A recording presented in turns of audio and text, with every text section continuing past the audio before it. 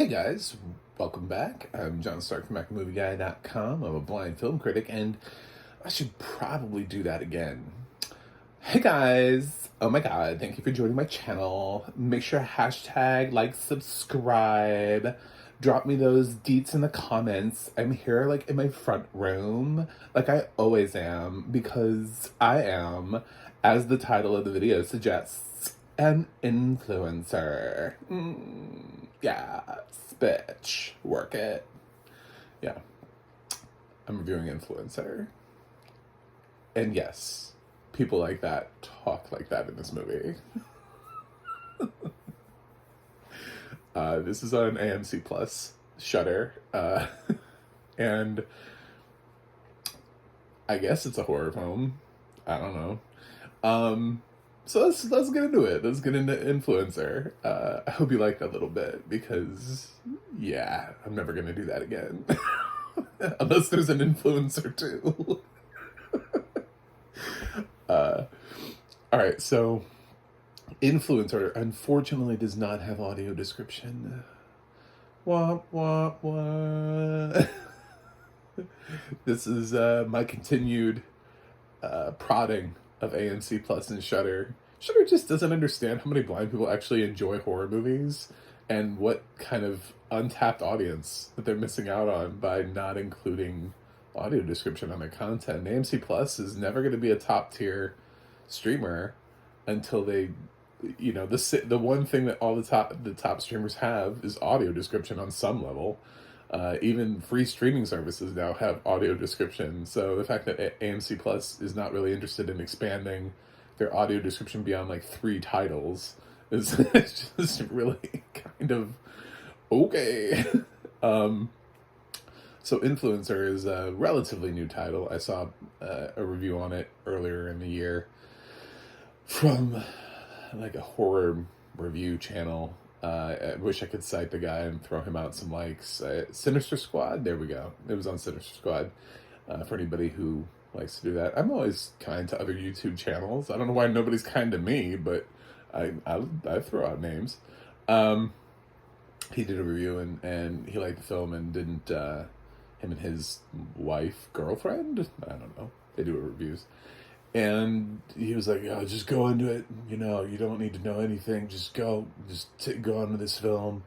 It's really interesting." I was like, "All right. Well, usually when people tell me that, it's because the plot given is not what the plot of the film is." So that is already feels like a spoiler to me, which I also have to say to you. And this is funny because I just a couple days ago reviewed Bird Box Barcelona, which is basically the same thing. It's like Netflix has written a very creative description for that film. Cool. Good for them. It has nothing to do with what that film is about. And I can say the same thing about Influencer. I mean, Influencer, at least to a certain extent, I could tell you that that's sort of what the movie's about.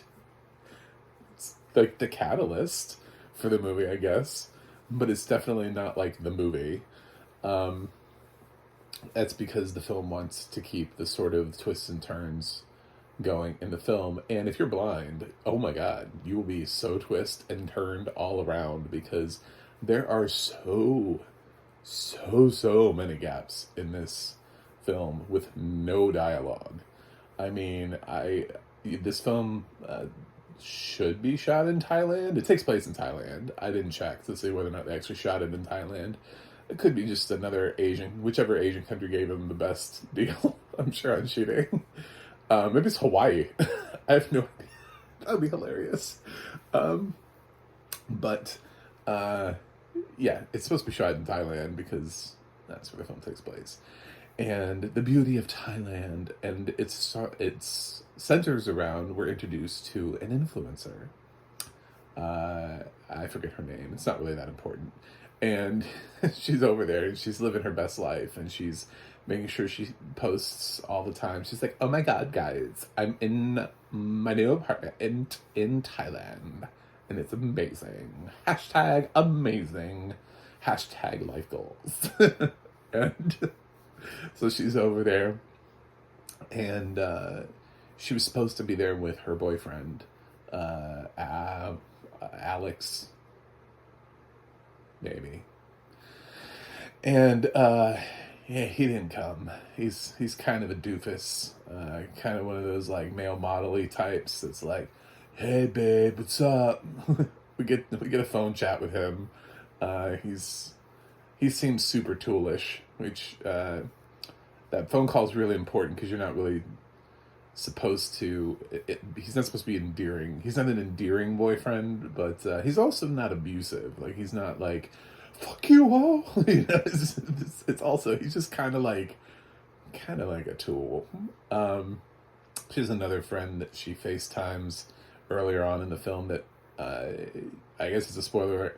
I'm gonna say we don't really see him anyway except through FaceTime, but she's friends with some kind of a gay YouTuber who is jealous of the fact that he doesn't have as many followers as her. Anyway, so that's sort of the setup I can't tell you too much about this film, so I'm trying to tell you a lot about upfront and establishing who this person is. And so she's in Thailand by herself. That's important. She's in Thailand by herself. And one night she goes to a bar and she meets a guy with the worst British accent I've ever heard in my life. Even if this guy's British, his accent is terrible. I refuse to believe he's actually British. I think they hired somebody and they were like, "Could you do a British accent?" And he's like, "Righto!" It's like the only person he ever heard do a British accent was Dick Van Dyke in Mary Poppins. It's like, it's so aggressive. I was like, what are you doing? What's happening? So yeah, this guy comes in and I have no idea. The funny thing is her boyfriend is British, but you can tell that he has, like, it feels more natural. His accent just feels like it's not so. This other guy literally feels like it's Dick Van Dyke from Mary Poppins. It's just, "I'm gonna go be a chimney sweep now." And I'm like, what is this guy's problem? So of course immediately I assumed, I was like, okay, well this guy's accent has to be fake, and we're in store for this movie, and we're gonna go on a roller coaster with this guy because he must be faking it. No, he's just a dude with a really bad accent. And you meet a girl. She meets a friend who she spends a lot of time in Thailand with, and they bond, and things happen, and the movie progresses, and that's Influencer, and that's really all I can tell you about the start of the film. There aren't very many people in the cast. It's kind of a relatively small cast. It's creative. I will say that I could immediately see where the twist was coming pretty much before the twist really ever happened. And I did like the twist at the end, though. There's like one last twist. This one likes its twists. It likes to have these little like, what am I doing? Where am I going? I did like the last twist. I figured it out, even though there's like no dialogue. I followed the sound effects. I followed the sound effects, and I figured out what was happening. So, and based on timelines and stuff, and this is one of those films where if you pick up on little things that are dropped in the dialogue, it's really handy. It's really useful. There's something that's said in the dialogue that I'm like, that's gonna come in handy, and it did. I was right. I was like, there's no reason she just happened to say that for no reason whatsoever. And I was like, oh, yep, I was right. Called that one. And it's a decent film. I don't know. I'm not gonna beat down a door and tell you like, oh my God, we are missing the best film of 2023. But in terms of like creative, to call this a horror movie is really a stretch. I don't think, even when I read, I tried to figure out like what it was that I was missing. Even when I read about the film, like the violence and gore in this film is like non-existent. Like this film on basically on IMDb, the parents' guide for it is like, they're like violence and gore moderate. You know, it's like some people get attacked, kind of attacked. It's like, it's not. If you're here for if you think this film gets, uh, cuckoo crazy buffs, it doesn't. It stays kind of in the thriller lane more than it does in a horror lane. So yeah. Is it scary? I don't know. Not really. I don't think anybody would find it scary. I don't even think if it had audio description, I would have found it scary. I mean, there's nothing. It's the fact that this happens could be scary, I suppose. Like the existing concept within this film could be scary, but again, not. I have a lot of questions in general, even though I could follow the main through line of the film. There were scenes that I missed. I didn't. There's a whole thing with sex that I had no idea happened. I think it's sometimes when the film has a break, it's over like this weird, like sort of really heavy soundtrack. I don't even know what kind of music to describe that as. I don't even know what genre. I never listened to that genre. Whatever genre of music that is, I would just call it heavy.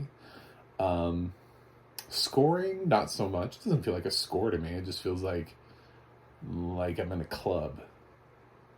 And that kind of is the music that's used to underscore a lot of the non-dialogue moments when we go from point A to point B. When we end the dialogue and then we go to another point where we have more dialogue, we're pretty much under some sort of like club music. I don't think she's in a club the whole time, but yeah, that's where we are. So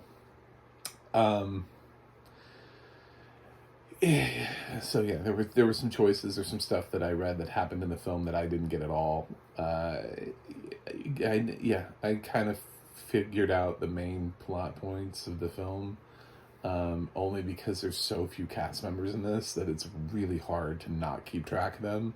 It's like if you can't keep track of like 6 people, it's just like I mean, yes, I can do that. I've seen thousands of films. I can keep track of 6 people and like where they are at any given time. It's really not that hard.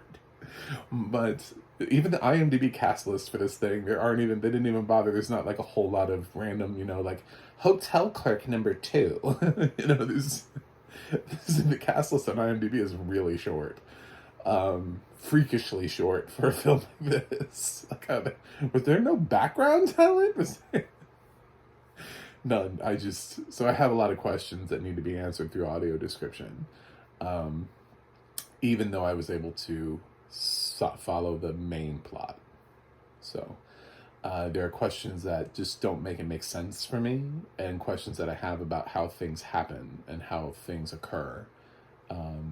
And I need to know what people look like. That's a big thing in this film, because the film doesn't make sense if people don't look sort of in a certain way. Stepping around this film is really difficult to talk about why this film doesn't work without audio description, without revealing why this film doesn't work without audio description.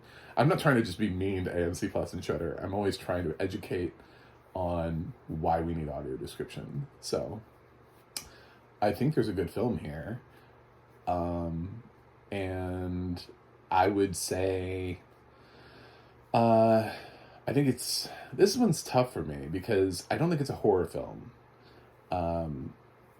And usually with horror films, it's like a full stop for me when it doesn't have audio description, and it's hard to follow the killings, and it's hard to follow with gore, because that's a lot of people show up for that. I'm not like a gore fiend. I don't track films just simply for gore. I think a film has to have a plot and characters. Something like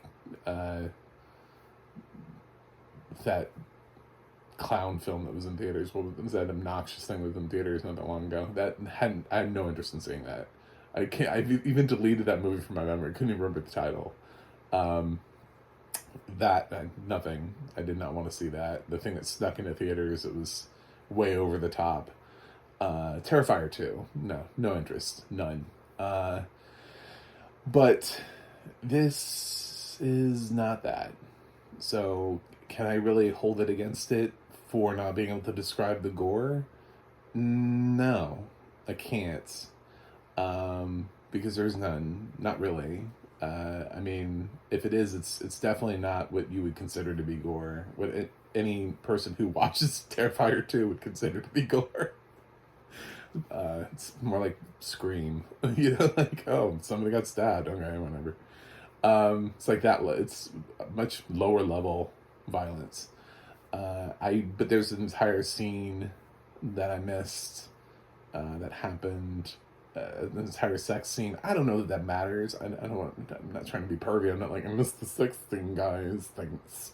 But I mean, there's a certain twist to the scene that I read about that I didn't get, and I kind of feel like I needed that part given to me.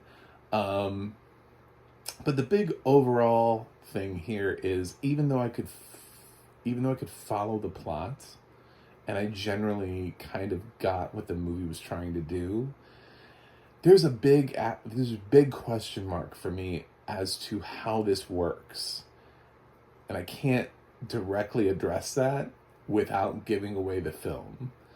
And that part, there's like the reveal and the magic trick. Do you know what I'm saying? Here, you actually have to know how the magic trick works. Here, it's like they're trying to conceal the thing from you. However, a sighted audience would know how the magic trick works. And that's where we create the disconnect, is with that. So, because of that, I think this film is really close to, I would have given it a grade, which would probably be in the, I would say maybe like a B- B range. If you want to know where this film would have ended up, but it's technically unwatchable because there's a thing that this film is asking you to go down a path with it that there's no clarification for us blind individuals on how this would work.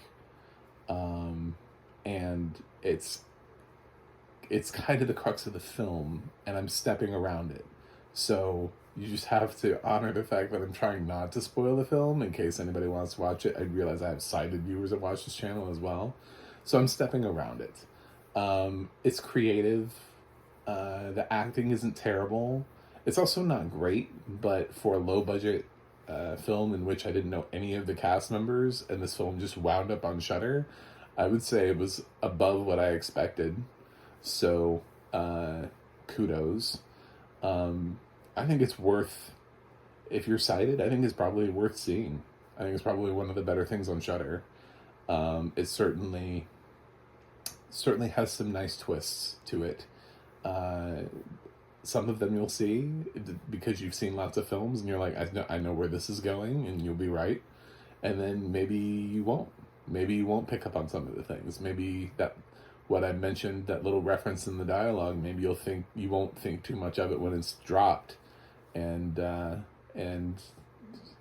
ending will surprise you. But I knew I caught it. So yeah, so that's unfortunately I have to say unwatchable, but this one was really close. This one wasn't so far away where I was going to try to be nice to this film and be like, but yeah, no, there's a thing here that it's really ruins it for us. So anyway, thanks for watching, thanks for subscribing, and please like and subscribe and everything so I can continue to talk about audio description. My goal is to get more audio description onto things. If we're not talking about it, they don't know that we're using it. They don't know we exist. I see conversations all the time where people are like, why do blind people watch movies? Blind people don't watch movies. Yeah, we do. That with the use of accessibility tools like audio description, that's what we use. So it's important for streaming services like AMC Plus that are ignoring us to actually embrace that and add audio description to their service. So anyway, thank you for watching. Thank you for subscribing. And I have a website, MacTheMovieGuy.com. You can follow me on Twitter, Instagram, or Threads at Mac the Movie Guy. You can go to the audio description project, adp.acb.org, and it'll let you know what does have audio description and where you can watch it. It'll also be a great place one day for AMC Plus to contact and send their list of audio described titles if they were really interested. And you can go to the ADNA.org, that's the ADNA.org. It's sort of like IMDb for audio description narrators. So that's it. I will watch something else and see you guys on the other side. Hashtag bitches.